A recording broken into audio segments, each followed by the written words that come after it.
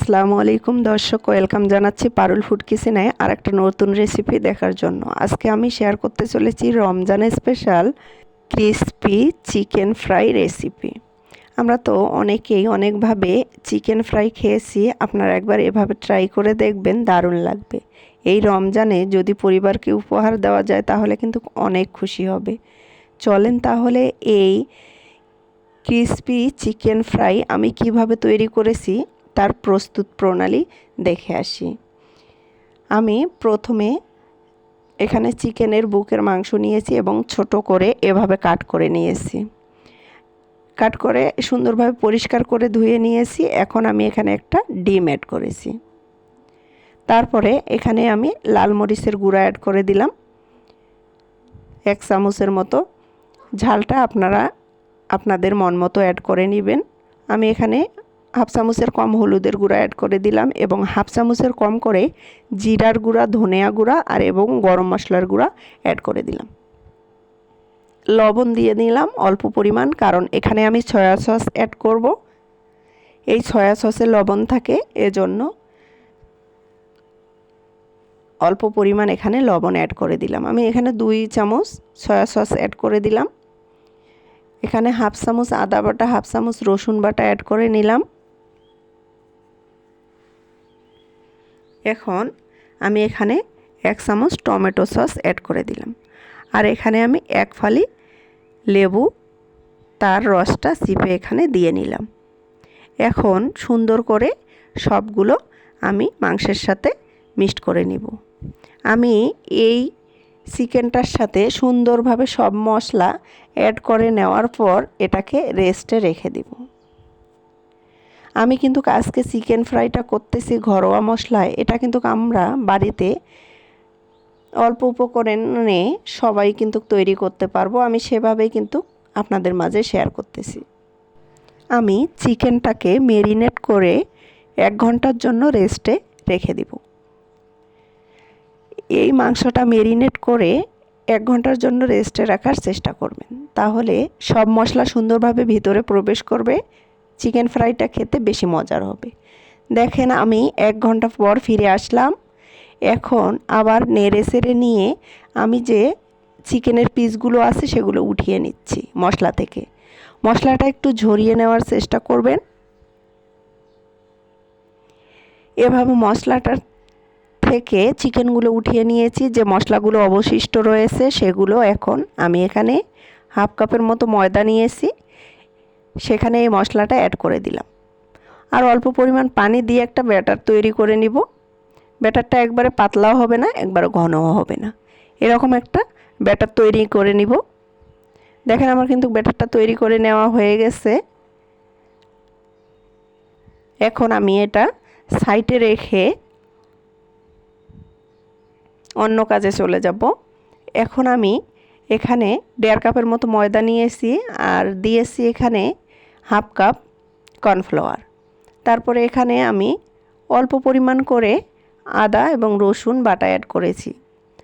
তারপরে 1 চামচ এখানে লাল মরিচের গুঁড়া অ্যাড করেছি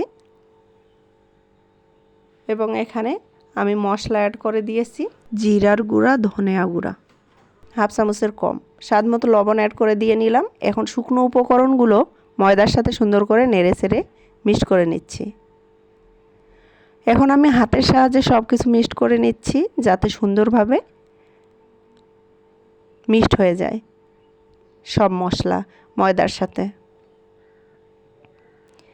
আমার কিন্তু সব কিছু মিক্সড করে নেওয়া শেষ। এখন আমি অল্প অল্প পানি দিয়ে এখানে আমি ময়দার ক্রাম্বস তৈরি করে নিব। পানিটা একবারে দিতে যাবেন না, তাহলে কিন্তু ময়দার ক্রাম্বস ভালো তৈরি হবে না। এভাবে অল্প অল্প করে দিয়ে ময়দার ক্রাম্বস তৈরি করে নেবেন।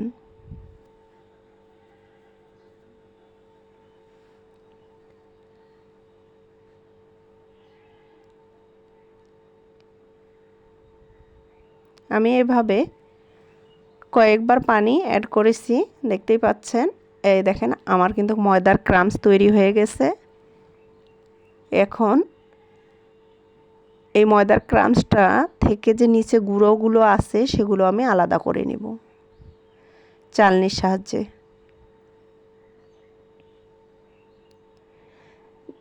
চালনির সাহায্যে ময়দার ক্রাম্সটা থেকে যে গুঁড়োগুলো বের হয়েছে সেটা আমি যে ব্যাটারটা রেখেছিলাম সেখানে অ্যাড করে নিলাম, মিক্সড করে নিয়েছি। এখন আমি চিকেনগুলো এই ব্যাটারটাতে চুবিয়ে নিব। নেওয়ার পর আমি যে ময়দার ক্রাম্স তৈরি করেছি সেই ক্রাম্সে কোট করে নিব। এভাবে যদি আপনারা ময়দার ক্রাম্সে কোট করেন তাহলে কিন্তু অতি তাড়াতাড়ি সুন্দরভাবে কোট হয়ে আসে চিকেনটা। এভাবে একটু আলতোভাবে চিকেনটা দিয়ে ঘুরিয়ে ফিরিয়ে আমি কোট করে নিচ্ছি। দেখতেই পাচ্ছেন সুন্দরভাবে কোট হয়ে এসেছে। এভাবে সবগুলো কোট করে নিব। এই পর্যায়ে কিন্তু লেট করার কোনো প্রয়োজন নেই। এভাবে কোট করব আর সরাসরি চুলায় তেল গরম করে রাখবো, সরাসরি এভাবেই তেলে ছাড়ব। তেল কিন্তু আমার গরম হয়ে এসেছে। এখন আমি কোট করব আর সরাসরি চিকেনগুলোকে ফ্রাই করার জন্য দিয়ে দিব। সুন্দরভাবে উল্টিয়ে পাল্টিয়ে চিকেনগুলোকে ফ্রাই করে নিব। চিকেনগুলো দেওয়ার সময় চুলার আঁচটা হাইয়ে রাখবেন, আর যখন একটু হালকা কালার আসবে তখন চুলার আঁচটা মিডিয়াম টু লোয়ে রেখে সুন্দর করে অল্প আঁচে ভেজে নেবেন, তাহলে খেতে বেশি মজার হবে। দেখেন মাশাআল্লাহ সুন্দর কালার এসেছে। এখন উঠিয়ে নিচ্ছি। আমি আরও এভাবে দিয়ে সবগুলো চিকেনকে ফ্রাই করে নিব। নেওয়ার পর আপনাদের পরিবেশন করে দেখাচ্ছি কতটা লোভনীয় ছিল এই চিকেন ফ্রাই রেসিপি। আমরা অনেকভাবেই কিন্তু চিকেন খেয়েছি, একবার এভাবে ট্রাই করে দেখবেন। রমজানে পরিবারকে উপহার দিবেন। ইফতারিতে যদি এরকম একটা চিকেন ফ্রাই থাকে তাহলে কিন্তু দারুণ লাগবে।